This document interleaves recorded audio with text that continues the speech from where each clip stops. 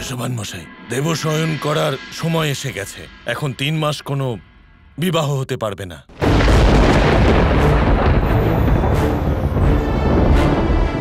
এখন কি হবে কৃষ্ণ? আর একটু ভালো করে দেখুন উগ্রপতি মশাই, কোনো পথ তো অবশ্যই থাকবে। কেমন কথা বলছেন আপনি? দেবশয়নের যে সময় হয় সেটা অপবিত্র হয়, অশুভ হয়। এমন সময় আমার কন্যা সমান রাধার বিবাহ কেমন করে দেব আমি? দেখুন, এতে ওর ভবিষ্যতে ক্ষতি হতে পারে, অশুভ হতে পারে। কাকা, দেবশয়ন কি আরম্ভ হয়ে গেছে? আর মাত্র 10 দিন বাকি আছে। আর রাধা মা নিজের বিবাহ সমস্ত দৈবিক রীতিনীতি মেনে করতে চায়। মাত্র 10 দিনের মধ্যে এত সব ক্রিয়া করা অসম্ভব হবে। 10 দিন তো যথেষ্ট সময়। 10 দিনের মধ্যে সব হয়ে যাবে।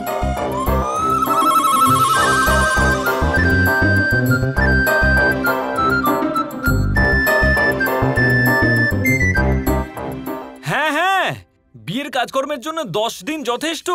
বৃষভান কাকা, বাবা, এই দায়িত্বটা আপনারা আমায় দিন।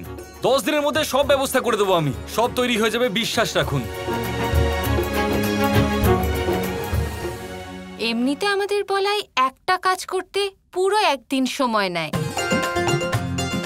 কিন্তু যেখানে কানাইয়ের বিয়ের কথা, আমার সম্পূর্ণ বিশ্বাস আছে ও 10 দিনেই সব কাজ সম্পন্ন করবে। হ্যাঁ হ্যাঁ মা, কথা যখন আমাদের কানাইয়ের বিয়ের, তখন এই বল নিজের সব বল দিয়ে কাজ করে দেবে। আপনারা সকলে মিলে শুধু তিথি নির্ধারণ করে ফেলুন, বাকি সবকিছু আমার উপর ছেড়ে দিন, আমি সব করে দেব।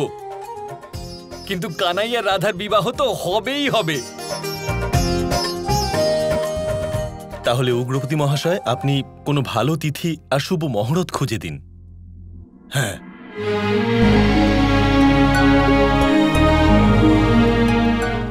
তাহলে ঠিক আছে। রোহিণী নক্ষত্রজাত কৃষ্ণ আর পুষ্প নক্ষত্রজাত রাধার বিবাহ সম্পন্ন করতে হবে। অনুরাধা নক্ষত্রতে অনুরাধা, অর্থাৎ যে রাধার অনুগামী, যে রাধার পিছনে চলে।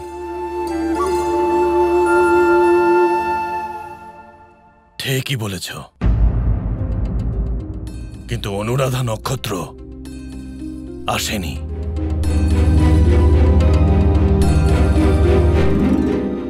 এখন কি করবে কৃষ্ণ? এখন আমি যেটা করব, মায়া।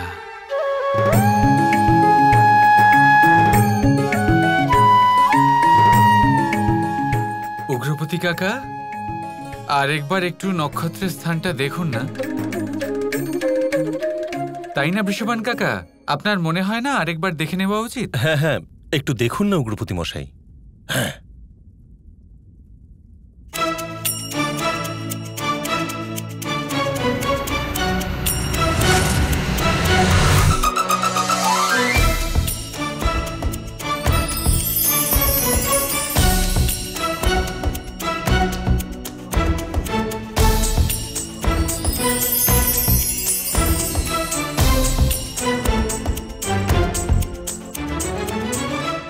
মনে হচ্ছে আমার একটু ভুল হয়েছে। নবমীতে অনুরাধা নক্ষত্রই আছে।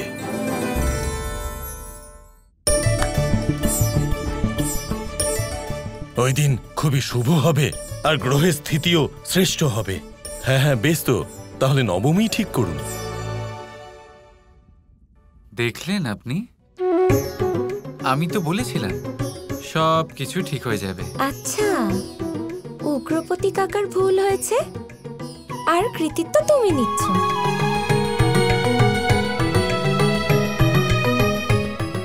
কিন্তু বাবা, বিবাহের কার্যেতে তো একদিন কম হয়ে যাবে।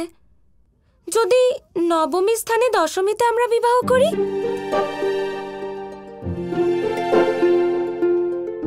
কিন্তু রাধা, তিথির সাথে তো নক্ষত্রের স্থিতিও বদলে যাবে। আমি দেখছি।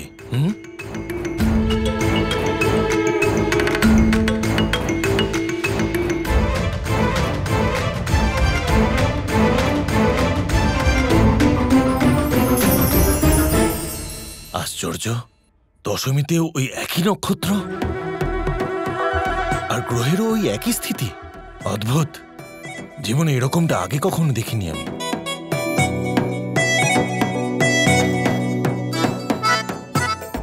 দেখলে? সব বুঝতে পেরেছি। তুমি উগ্রপতি কাকার গণনাতে গড়বড় করছো। কেউ গ্রহের স্থিতি বদলে দিতে পারে নাকি? আরে কি বলছো, তোমার সামনেই তো করলাম সবকিছু।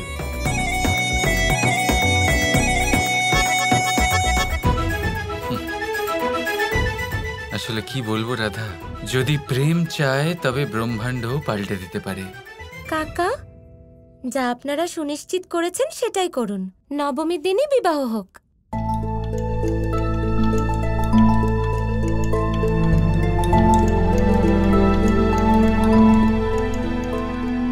অবশেষে আমাদের বিবাহের দিন ঠিক হলো কৃষ্ণ।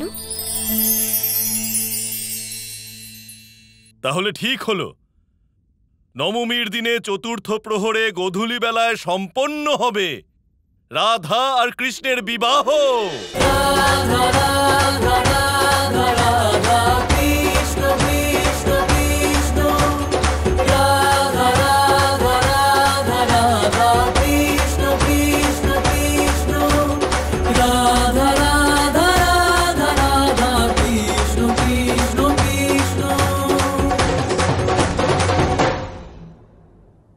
পুরো বর্ষনাতে ঘোষণা হয়ে গেছে মহারাজ, আগামী নবমীর দিন রাধা আর কৃষ্ণের বিবাহ হতে চলেছে। ঠিক আছে, যদি এমন হয় তো আমি মহাবলী কংস নিজের বচনে অটল থাকব। ওই দিন আমি আত্মদাহ করব, কিন্তু হ্যাঁ, ওই দিন আমি একা আত্মদাহ করব না। সবার প্রথমে আমি তোমাদের দহন করব।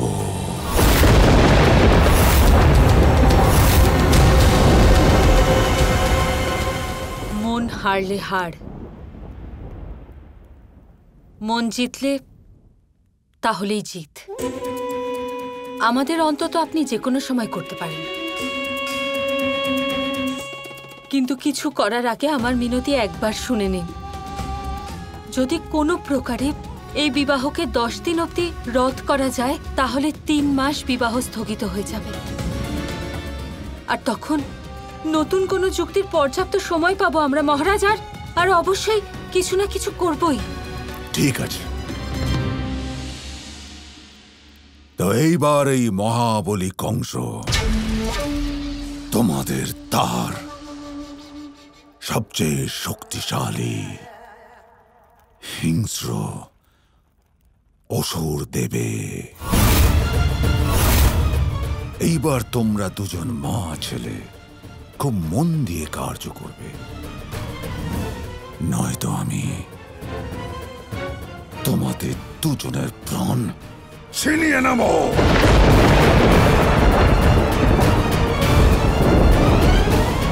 কোন অসুর মহারাজ?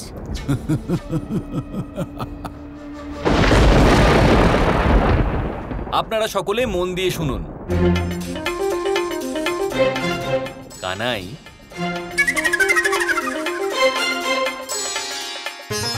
এবার খুব ভালো করে নিমন্ত্রণ পত্রটা দেখুন। ঠিক এই রকম নিমন্ত্রণ পত্র সমস্ত অতিথির জন্য কাল সকালের মধ্যে তৈরি হয়ে যাওয়া চাই। সময় যে কম সেটা নিশ্চয়ই আপনারা বুঝতে পারছেন। আমাদের হাতে একদম সময় নেই, তাই আপনাদেরকে খুব তাড়াতাড়ি করতে হবে। আপনি নিশ্চিন্ত থাকুন বলরাম দাদা, আমরা এই নিমন্ত্রণ পত্র আজ রাতের মধ্যেই প্রস্তুত রাখব। আমাদের কানাইয়ের বিবাহের শুভ মুহূর্ত এটা।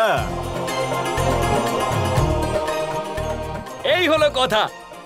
ঠিক আছে, এবার আপনারা বাড়ি ফিরে যান আর কাজে লেগে পড়ুন। ঠিক আছে, এই নিন। চলো, একটা কাজ তো শেষ হলো, এবার দেখি আর কি কি বাকি আছে।